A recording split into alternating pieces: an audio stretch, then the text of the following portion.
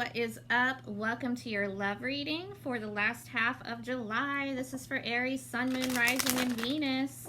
Since this is a love reading, I do recommend checking your Moon and Venus signs as well, as they may resonate better for you than your Sun sign when it comes to a love reading. As always, this isn't going to resonate for every Aries out there. It's not possible. You're not all living the same lives. So if it doesn't resonate, just check your other signs or check out one of the other awesome readers on here.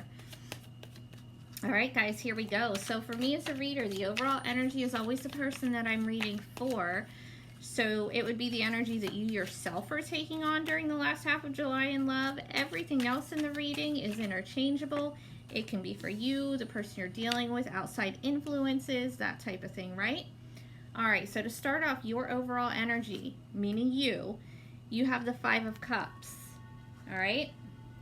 I'll show these to you again when I read them, and I'll clarify as well. Let's just get them out here, okay? Recent past for Aries in love.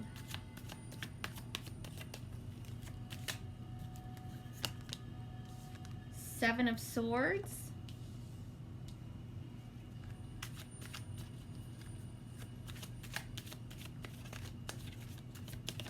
Present energy for Aries in love. Queen of Swords. Wow, lots of air. Immediate future for Aries in love.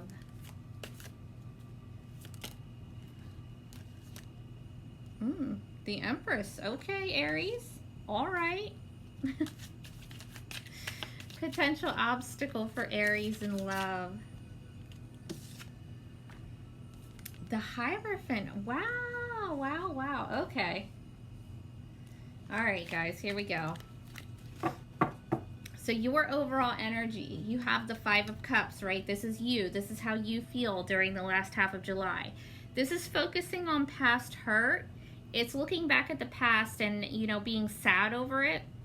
Not realizing that all is not lost, right? Even though some things may have happened in the past that were hurtful, there is still some good.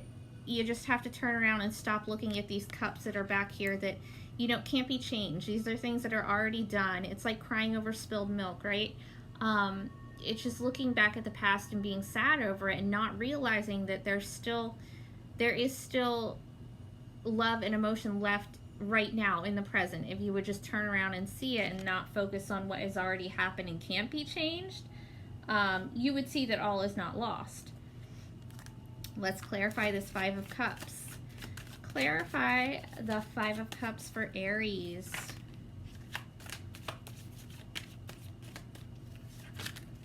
Jeez, this deck. Wow. Okay, so you have the Three of Pentacles as well. This is partnership, it's teamwork, it's working together. You could also be involved with a coworker, but it's about building together. It's about working together as a team, all right? There could have been a third-party situation in the past that you're still hung up on, that you're still focused on. That's not going to be for everybody, though. I think it's just about the need to work together, all right? Okay, now in your recent past, though, you do have the Seven of Swords here. This is air, Gemini, Libra, Aquarius, but this is deception, lying, cheating, stealing, whatever. And it doesn't have to be some kind of, you know, tragic deception. It can just be somebody just not saying how they feel.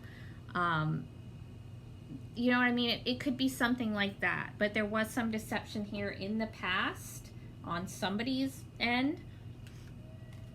But now in the present, you have the Queen of Swords. This is more air, Gemini, Libra, Aquarius. You definitely could be dealing with an air sign here. You don't have to be, though.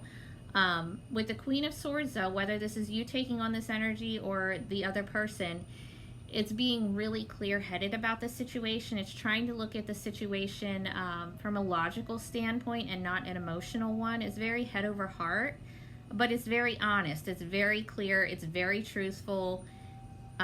Great for communication, super smart energy. Can seem a little cold and detached, but it's not. It's just the type of person where they really rely on facts. right? The facts of the situation, and they don't put up with any bullshit, whether this is you or them.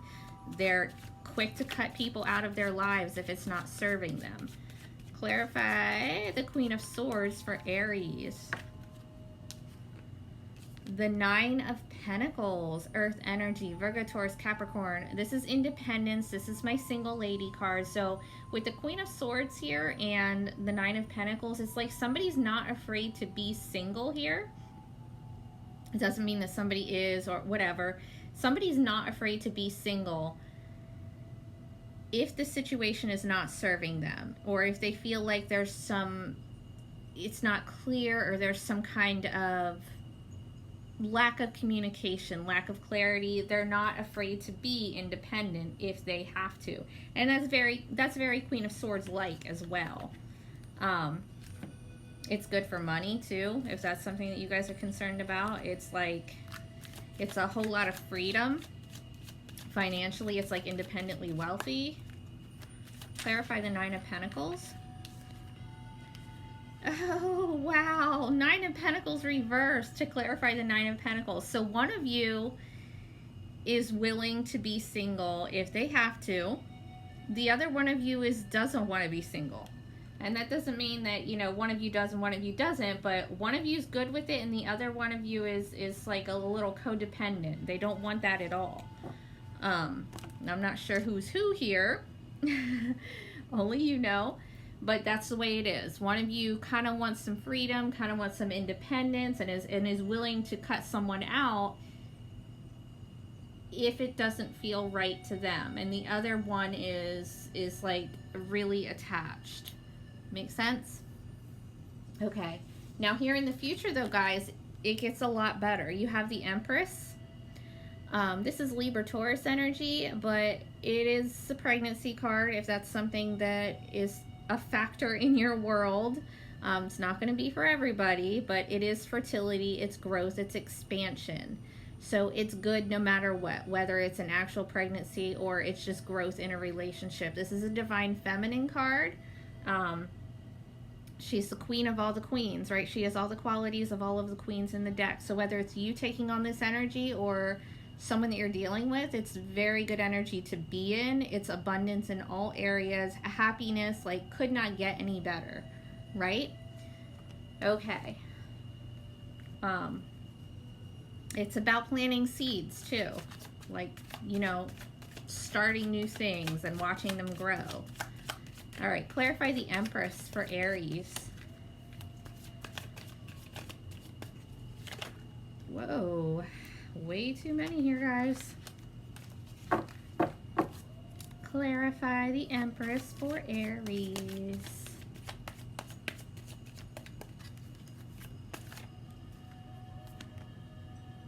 Four of Cups reversed. So if there was any kind of apathy, boredom, indifference in this situation, that's going to go away in the near future. Somebody's actually going to take some action here to grow the situation. All right, your potential obstacle. You have the Hierophant. This is Taurus energy. There could be a Taurus that you are involved with, or, you know, is kind of significant in your relationship, whatever. But there's some issues there. This is also, it's like, it is a commitment card. So if somebody's in another commitment, then that's obviously going to be a problem for you.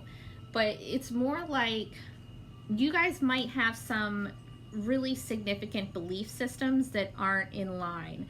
Like your spiritual beliefs, your cultural beliefs, religious beliefs, whatever it is for you, they might not be in line, and that could be causing some problems here. Or somebody could want to be more committed than the other one. Somebody might want, you know, your traditional type of commitment, and the other person might not.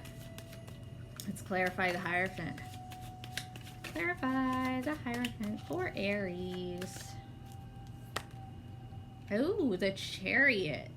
Somebody could be in a commitment with a Cancer that is problematic in your situation, or it's just, if for this to be an obstacle, it's like somebody wants to move forward and be committed, but for some reason that's a problem for somebody.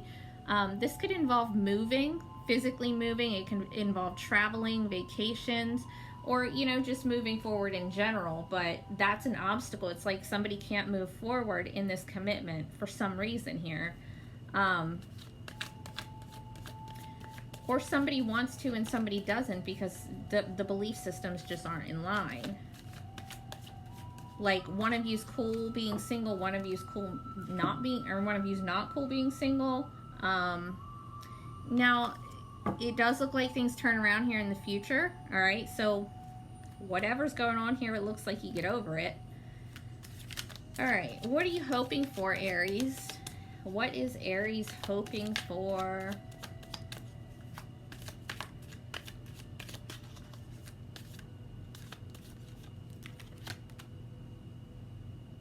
The Two of Wands reverse. What are you hoping, that you don't have to make a decision? It looks to me like you're hoping that you're not put in a position where you have to make a decision. That's fire energy, so it's yours as well as Leo and Sagittarius. Let's clarify. Clarify this Two of Wands reversed. Clarify the Two of Wands reversed for Aries. Queen of Cups reversed. Water energy, Cancer, Scorpio, Pisces. Okay, so you could be hoping that you don't have to make a decision concerning a water sign, or your emotions are just, you feel like you're not able to make the decision because your emotions are too out of whack, too involved. There's some emotional issues here on somebody's end. And somebody is not really paying attention to their emotion with the Queen of Swords here. So somebody's a little emotionally out of balance, you know, probably dramatic, really emotional, unable to make a decision, hoping they don't have to. And the other person's really like cut and dry. All right. What are you afraid of, Aries? What is Aries afraid of in love? The Three of Swords. Yeah, I mean, most of us are. You're afraid of being betrayed. You're afraid of heartbreak. Three of Swords is heartbreak. It's betrayal. It's, you know, whatever. It's like being stabbed in your heart. That's what you're afraid of. You don't want to get your heart broken. Who does?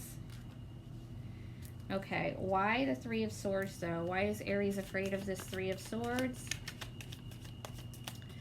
Why is Aries afraid of this Three of Swords?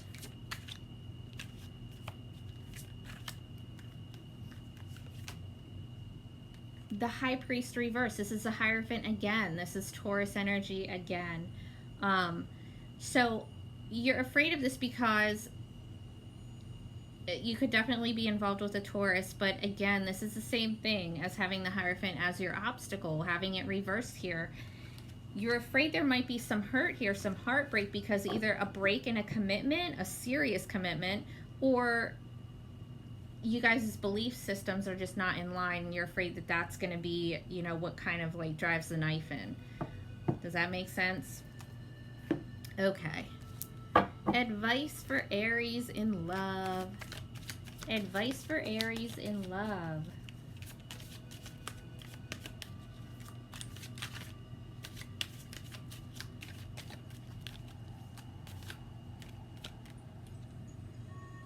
Six of Pentacles. Okay. Earth energy, Virgo, Taurus, Capricorn. I don't think the signs are relevant in the advice position, but if you do, then run with it. Okay, so with this being an advice card, make sure that the connection that you're in is balanced and fair.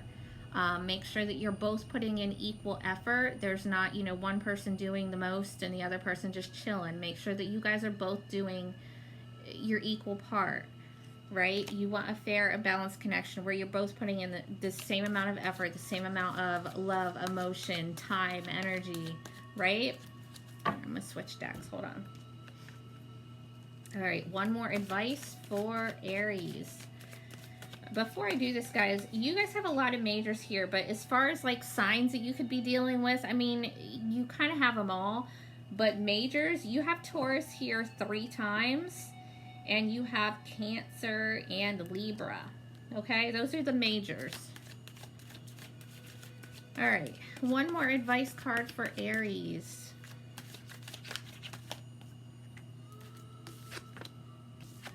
The Lovers reverse, Gemini energy. Again, with the balance, make sure that your connection is not out of balance, right? If it is, drop it. If you see that this other person is not putting forth the same amount of effort as you are, then don't put in that amount of effort, right? This connection looks like it's out of balance. So in order to get it back in balance, you guys just have to both be willing to put in the equal amount. And you have the Three of Pentacles up there. It's all about teamwork and working together. It's just making the decision if you're going to do that or not, or if they are, you know. All right, guys, take care, and I will talk to you in August.